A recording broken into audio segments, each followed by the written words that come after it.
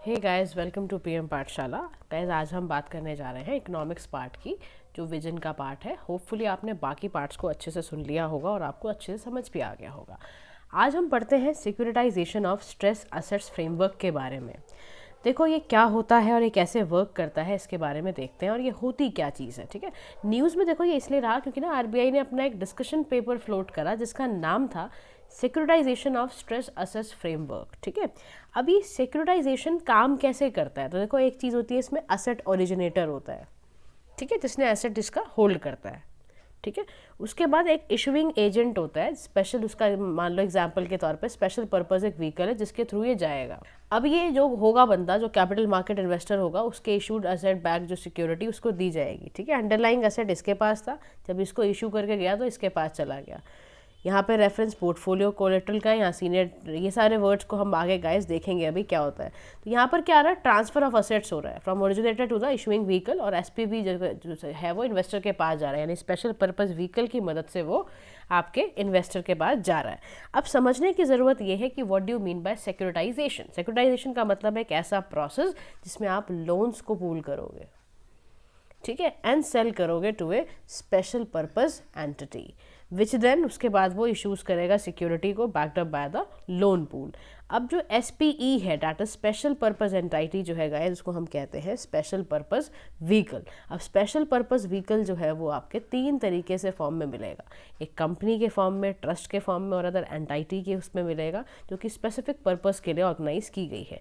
तो सिक्योरिटाइजेशन का मतलब क्या है, ट्रांजेक्शन्स होना, जो कि क्या करेगा, रीडिस्ट्रीब्यूट करेगा क्रेडिट रिस्क को असेट्स की, और रीपैकेज करके उसको ट्रेडेबल फॉर्म में बेचता है।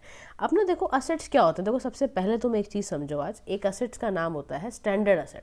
स्टैंडर्ड असेट का मतलब क्या है, वो लोन जो कि एनपीए में क्लासीफाई नहीं किया गया। एनपीए मतलब नॉन परफॉर्मिंग असेट में क्लासीफाई नहीं किया गया है, और वो भी एसेट है जो कि डीलिंक्वेंसी। आप समझो डीलिंक्वेंसी क्या होती है, याद रखना इसका मतलब द स्टेट ऑफ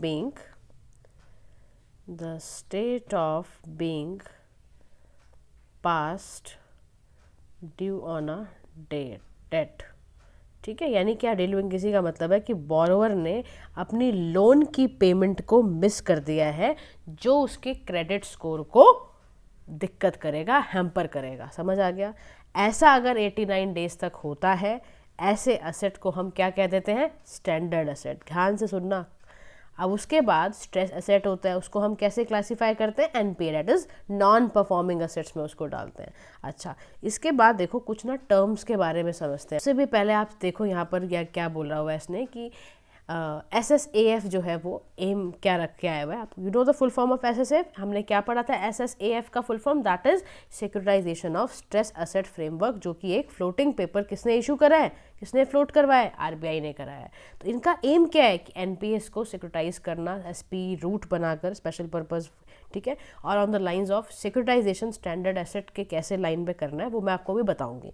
उससे पहले ना दो टर्म समझ लो। सबसे पहली टर्म आती है, देखो एक चीज़ ध्यान रखना, इकोनॉमिक्स में ना टर्म्स का पता आपको बहुत अच्छे से होना चाहिए in order to solve your questions. देखो पहला है waterfall payment mechanism. Now understand the term waterfall payment mechanism. ये ना अलाउ करता है किसको, हायर टायर्ड इन्वेस्टर्स को, कि वो कैपिटल और प्रिंसिपल को, इंटरेस्ट को पेड करे ahead of lower tired investors.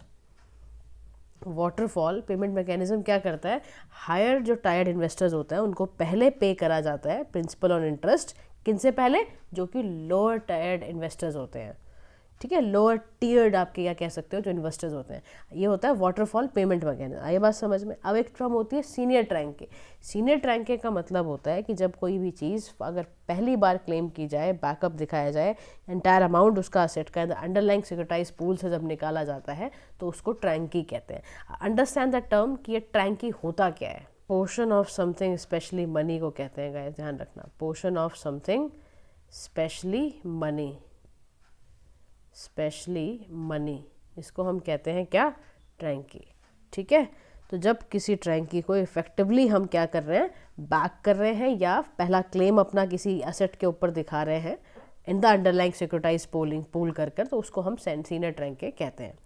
अच्छा, अब इसमें ना क्या क्या प्रावधान या क्या क्या चीज़ें निकल कर आई हैं समझो। करंटली इंडिया में ना गाइस जो सिक्योरिटाइजेशन ऑफ स्टैंडर्ड एसेट है is allowed through the SP route, ठीक है, in accordance with Basel guideline जो हमारी जनवरी 2018 में आया था उसके अकॉर्डिंग चल रहा था।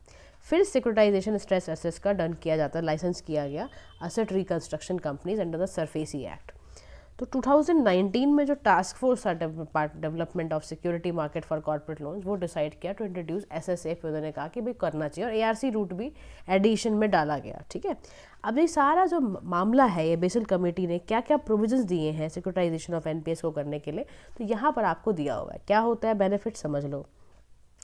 एसएसएएफ का पहला बेनिफिट अगर हम इन्वेस्टर के पॉइंट ऑफ व्यू से देखें तो क्या होता है, देखो ऑल्टरनेटिव इन्वेस्टमेंट रूट मिलता है उसको, स्ट्रेस एसेट जो है ना उसको ऑल्टरनेटिव इन्वेस्टमेंट करने का तरीका मिलेगा। इन्वेस्टर को पोर्टफोलियो डाइवर्सिफिकेशन की मदद मिलेगी, जिसकी वजह से उसकी इनकम अपॉर्चुनिटी उसके लिए बढ़ेंगी।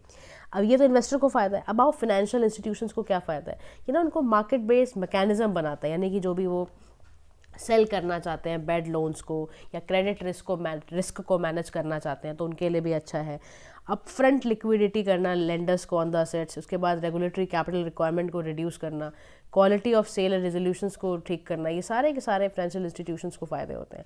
अब उसके बाद हम बात करते हैं मार्केट को क्या फ़ायदा होगा। देखो अगर इंडिया का क्रेडिट रिस्क मार्केट बहुत डीपेन होता जा रहा है ना, तो डेवलप करने की ज़रूरत है एक strong and robust securitisation market in India. Simpler करने की ज़रूरत है इसके स्ट्रक्चर को, और रिस्क जो भी हेल्प टू आउट स्प्रेड, जब भी इतना रिस्क फैला हुआ है मार्केट में, उसको कम करने के लिए गाइस ये सिस्टम क्रिएट करना बहुत ज़्यादा ज़रूरी है। समझ आ गया क्यों ज़रूरी था। अब अंडर एसएसएफ क्या हो रहा है कि जो एनपीएस ओरिजिनेटर हैं वो क्या करेंगे, सेल करेंगे इनको एसपीई को बाय इशूइंग सिक्योरिटाइजेशन नोट्स। तो जो एसपीई है इन टर्न वो क्या करेगा, सर्विसिंग एंटाइटी को वो अपॉइंट करेगा, मैनेज करवाएगा स्ट्रेस एसेट्स को, फी स्ट्रक्चर इंसेंटिवाइज करना, ये सारा।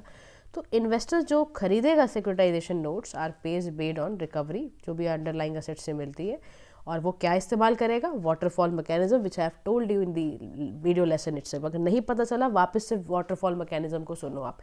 तो समझ रहे हो, आपको एक मुद्दा समझ लो, 3 चीज़ें आपको समझने की ज़रूरत है कि एसएसएएफ आने से सबसे बड़ा अगर मामला अच्छा होगा वो ये होगा कि इन्वेस्टर को फ़ायदा है, मार्केट को फ़ायदा है, फाइनेंशियल इंस्टीट्यूशंस को फ़ायदा है, ठीक है। ज़्यादा एनपीएस क्रिएट करने से बचने के लिए ऐसा सिस्टम होना ज़रूरी है।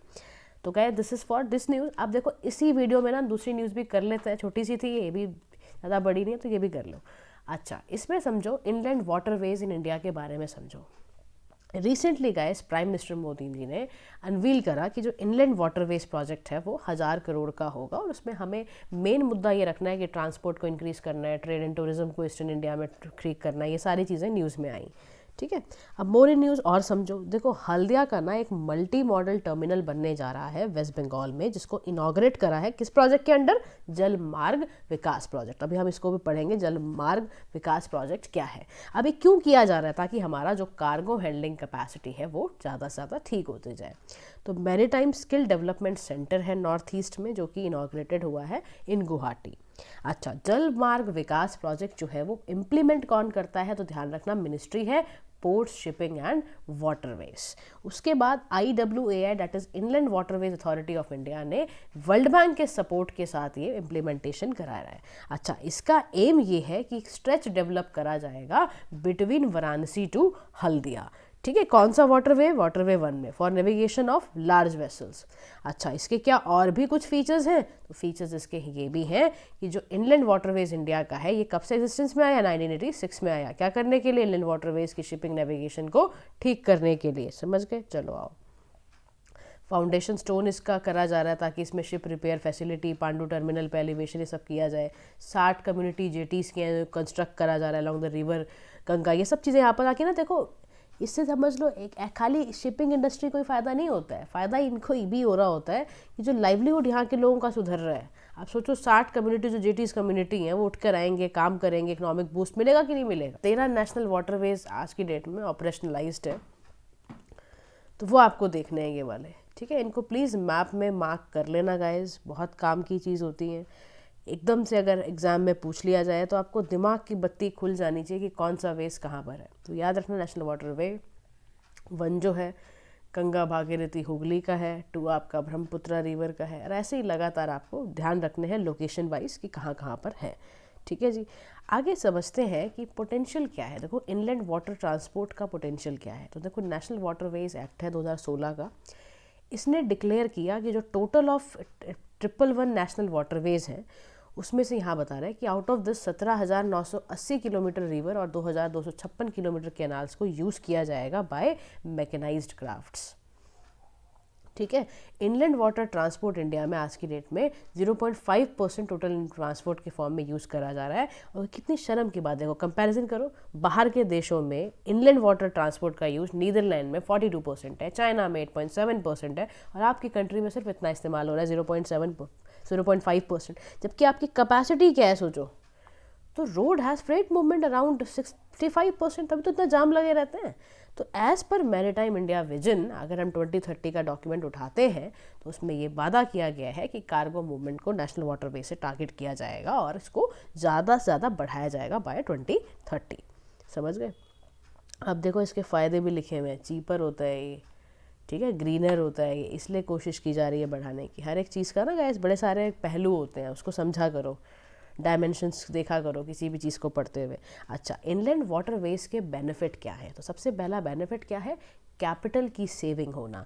यानी कि जब आप कैपेसिटी ऑगमेंटेशन या नेविगेशन करोगे ना, नेशनल वाटरवे का जो जलमार्ग विकास प्रोजेक्ट जा रहा है, तो उसका जो एस्टिमेशन लगाया जा रहा है वो कह रहा है कि 2.53 करोड़ पर किलोमीटर खाली लगेगा। तो देखो उसमें अकॉर्डिंग अगर आप नेविगेट करोगे तो वो आपको कैपिटल एक्सपेंडिचर भी कम पड़ रहा है। अगर आप इसका अभी यही चीज़ मान लो तुम रोड वगैरह रेल वगैरह पे लगाते तो 5 करोड़ पर किलोमीटर पड़ती। तो आप समझ रहे हो कितना ज़्यादा फ़र्क है, कितना डबल रेट पर आप अपने पैसे ख़राब किए जा रहे हो। तो सबसे पहला काम है कैपिटल सेविंग का। फिर सेकंड होता है सेविंग इन ट्रांसपोर्टेशन कॉस्ट, यानी कि जो इनलैंड वाटरवेज या आपका सिस्टम है ये पॉजिटिव इम्पैक्ट डालेगा आपके ओवरऑल लॉजिस्टिक कॉस्ट में। एग्जाम्पल के तौर पर 1 हॉर्स पावर एनर्जी जो है वो आपकी मूव करती है 150 kg ऑन रोड, और ये सारा इसमें ग्राफिक्स दे रखे हैं। तो दूसरा फ़ायदा क्या हुआ? ट्रांसपोर्टेशन कॉस्ट को मदद मिलेगी, और उसके साथ साथ जो हमारे इंडिया में सबसे बड़ी समस्या है लॉजिस्टिक कॉस्ट, वो सारी समस्या दूर होगी। अच्छा, रोड रेल से ज़्यादा अच्छा होता है इनलैंड वाटरवेज क्योंकि वो इन्वायरमेंटल फ्रेंडली होता है। ठीक है, अगर हम मॉडर्न इनलैंड वाटर वेसल्स का इस्तेमाल करेंगे, natural gas as a fuel अगर उसको लेंगे, तो उससे जो हमारे इमिशंस होते हैं आपके sulphur oxide, nitric oxide, particulate matter है ना, nitrogen oxide, carbon dioxide, monoxide, ये सारी की सारी गैसेस से भी आप बच सकते हैं। अच्छा, लीस फ्यूल कंजम्पशन रहेगा पर किलोमीटर टन में, नॉइस लेवल कम रहेगा, रिवर फ्लो इंप्रूव करेगा आपका। तो इतने सारे गाइस इसके फ़ायदे हैं। फिर इससे रीजनल ट्रेड भी बढ़ेगा, है ना, विच इज़ इंपॉर्टेंट। IWT की वजह से इंडिया बांग्लादेश सब जगह अगर तुम देखो, इंडिया म्यांमार, तो आपको बिल्कुल देखो तुम्हें ना बहुत विटी बनना पड़ेगा, और विटी बनने के लिए हाजिर जवाबी जो UPSC चाहता है वो आपको करने के लिए जो पढ़ाया जा रहा है ना उसको दिमाग में रखना सीखो। सोचा करो जब तुम्हें पढ़ा रही हूँ मैं, वीडियो देख रहे हो खाली देखा मत करो, देख के समझा करो कि क्या बात हुई है आज, गहराई में समझा करो। तो रीजनल ट्रेड देखो यहाँ पर कितना प्रमोट हुआ। जब इंडिया बांग्लादेश, इंडिया म्यांमार को कालादान प्रोजेक्ट मिला तो उससे रीजनल ट्रेड बढ़ा IWTO की मदद से। अदर बेनिफिट ये इकोनॉमिक अपॉर्चुनिटी दे रहा है, एज वी हैव डिस्कस कि भाई लोकल लोगों को इससे मिल रहा है, लोकल कम्युनिटी को इससे फ़ायदा हो रहा है। तो यहाँ पर ये इनिशिएटिव भी बता रहा है। इनिशिएटिव भी गाइस याद रखना, आपको सारे नहीं याद होते तो कम से कम 1 2 3 तो याद ही रख लिया करो। सागरमाला प्रोजेक्ट तो मुझे लग रहा है आपको सभी को पता होना चाहिए। यहाँ पर इनलैंड वाटरवेज को ड्राइव करा गया था ताकि इंडस्ट्रियल डेवलपमेंट हो, इंटरलिंकिंग करना रिवर प्रोग्राम्स को क्यों किया जाए, जलमार्ग भी प्रोजेक्ट हमने करा, हमने डिस्कस किया। तो ये सारी 2 3 तो कम से कम याद रखा करो ताकि आपको टिप्स पे रहें चीज़ें जब आप आंसर लिख रहे हो। क्योंकि देखो आप दुनिया से अलग हो रहे हो, अब आपको जाना है सर्विसेज के अंदर, तो आपको सब कुछ अपना दिमाग भी उस तरह से चलाना पड़ेगा। अब देखो चैलेंजेस क्या हैं। नेशनल वाटरवेज को बनाने में, डेवलप करने में सबसे बड़ी समस्या हमारे सामने आती है, हमारे पास इन्वेस्टमेंट इतना नहीं होता है। हम सारा इन्वेस्टमेंट कहाँ डाल देते हैं? रेल एंड रोड नेटवर्क्स पे। हमारा सारा ध्यान रेल रोड पे लगा रहता है, इसलिए हम यहाँ पे पैसा ही नहीं लगाते, विच इज़ वेरी बैड। उसके बाद high cost of development of ancillary facilities, यानी जो modern day multi modal terminals का डेवलपमेंट है, ये सारी चीज़ें हैं, ये हाईली कैपिटल इंटेंसिव है। परसेप्शन है IWTO इन्वेस्टमेंट का कि हाई रिस्क इन्वेस्टमेंट की तरफ बन जाती है। हमारे परसेप्शन ही ऐसे हैं कि अगर हमने प्राइवेट पार्टिसिपेशन करा, ओहो कहीं हमारे लोन्स ख़राब ना हो जाए, कहीं प्राइवेट प्लेयर्स को नुकसान ना हो जाए, ये सारे परसेप्शन की वजह से हम पैसा ही नहीं लगाते। टेक्निकल चैलेंजेस बड़े हैं हमारे पास। कह रहे देखो ऐसा डेवलपमेंट मेंटेन कराने से क्या होगा कि भाई 2.5 to 3 मीटर डेप्थ जो है, इरेगुलर सिल्टेशंस हो सकती हैं, स्पीड कंट्रोल रेगुलेशंस पे दिक्कत आ सकती है। सारी की सारी समस्याएं आपके चैलेंजेस फॉर्म में बनी रहेंगी। तो समझ गए दिक्कतें सारी। अब जो दिक्कत है वही आपका सोल्यूशन है। तो आप क्या करोगे, ऐसा सिस्टम क्रिएट करो कि नेविगेशनल इंफ्रास्ट्रक्चर बनाओ, सेटअप करना पड़ेगा आपको। असेंशियल इंफ्रास्ट्रक्चर की एब्सेंस होने की वजह से आप काम कर ही नहीं पाओगे, स्लो डेवलपमेंट रहेगी आपके बॉर्डर ट्रांसपोर्ट में। तो उसको सुधारो, कैसे सुधारोगे, कार्गो टर्मिनल्स के इंफ्रास्ट्रक्चर बनाओ, जेटीज़ वगैरह ये सब क्रिएट करो आप, नेचर के साथ काम करो आप। वाटर ट्रैफिक आपका ऐसा ना हो जाए कि पूरा एक्वेटिक बायोडाइवर्सिटी को उड़ा के ले जाए, तो कुछ उसके मेजर्स लो कि हैबिटेट एरिया को कम से कम प्रोटेक्ट किया जाए। और सारे वेसल जितने भी हैं उनको बिल्कुल ये ध्यान रखना है, जीरो डिस्चार्ज स्टैंडर्ड तो अपनाना ही है आपको। पता चला एनवायरनमेंट बचाने निकले तो तबाही कराए, तो ऐसा नहीं करना है। उसके बाद नीति आयोग के कुछ एक्शन प्लान्स हैं जो रिकमेंड किए गए हैं ताकि कनेक्टिविटी और एफिशिएंसी इनलैंड वाटरवेज की बढ़ पाए। पहला है stream lining the governance of inland waterways, ठीक है। उसके बाद रिस्ट्रिक्शंस इनकी ईज़ करना ऑन सी रिवर मूवमेंट करके। उसके बाद डेवलप करना इनलैंड वाटरवेज ट्रांसपोर्ट को ताकि वो नेबरिंग कंट्रीज़ तक भी पहुंच पाए। और देखो आप करने से कितना फ़ायदा हुआ है, कलादान प्रोजेक्ट देखा अभी आपने। तो ये सब करने से आपका क्या होगा, काफ़ी अच्छा आगे मेजरमेंट बनेंगे। अच्छा, उसके बाद है develop measures for year round navigations की जितनी भी सीजनलिटी वाले जो इशूज़ आते हैं वो सब चीज़ें आप देखो। ऐसे एफर्ट बनाओ कि डीपर स्ट्रेचेस बनाओ रिवर्स में आप नेविगेशन के लिए, एडिक्वेट मेंटेनेंस रखो रिवर की, वाटर डेप्थ चेक करते रहो। पता चला सर्विस लाइन से आप उड़ गई आपकी, तो चेक करते रहना पड़ेगा ये। तो रेगुलर प्रैक्टिस करते करते गए डेफिनेटली सारी चीज़ें ठीक हो जाएंगी। तो this is about your inland waterways. Now in this same video will do it technical textile also because it's end of the economic lessons. So let's complete it here only guys for the next, ताकि security के लिए फिर हम दूसरा video create करेंगे, ठीक है। Technical textiles होती क्या है और मिनिस्ट्री ऑफ टेक्सटाइल ने इसके लिए क्या गाइडलाइंस लेकर आया है, क्यों एक फ्लैगशिप प्रोग्राम लेकर आया गया जिसका नाम है नेशनल टेक्सटाइल्स मिशंस, ठीक है। अब नेशनल टेक्निकल टेक्सटाइल मिशन जो पहले है क्या, देखो मिनिस्ट्री ऑफ टेक्सटाइल ने लॉन्च किया। इनका मेजर काम है कि इंडिया को ना ग्लोबल लीडर बनाना है टेक्निकल टेक्सटाइल्स में और इनकी एफिशिएंसी को डोमेस्टिक मार्केट को इस्तेमाल करने में यूज़ करना है। तो domestic market size technical textile का कितना है, $40-50 बिलियन बाय 2024।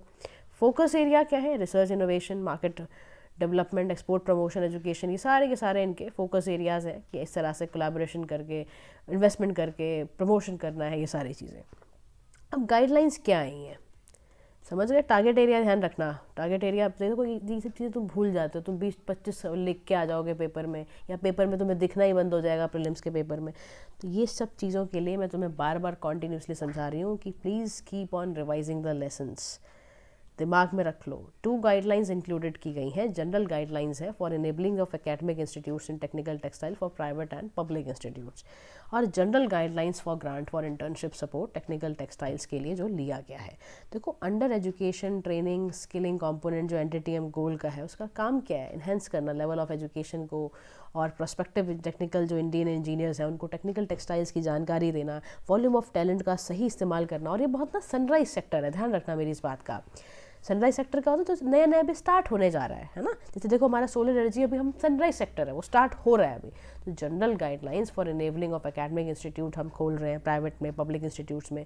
UG PG का कोर्स करा रहे हैं, है ना, under graduate post graduate courses करा रहे हैं हम, फुल टाइम कोर्सेज भी दे रहे हैं। तो इसका मेन एम्फेसिस क्या है, ऐसा वर्ल्ड क्लास नॉलेज इकोसिस्टम तैयार करना ताकि हम टेक्निकल टेक्सटाइल्स पे भी काम कर पाएँ। अब जनरल गाइडलाइंस क्या है इससे रिलेटेड तो समझने की ज़रूरत है।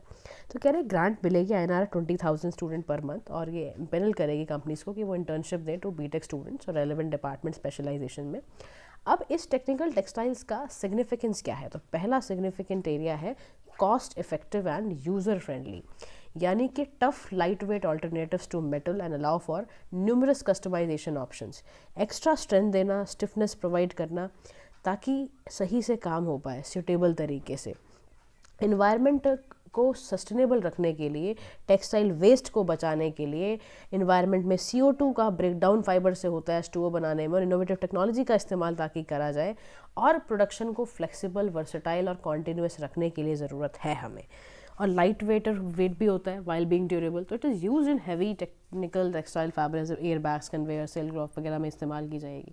और अदर बेनिफिट इसके क्या है, logistical convenience, high level of uniformity, consistency in high temperature applications, ये सारे की सारी चीज़ें आपको टेक्निकल टेक्सटाइल्स में इस्तेमाल करनी पड़ेंगी। और this is the significant basically of using the technical textiles, ठीक है।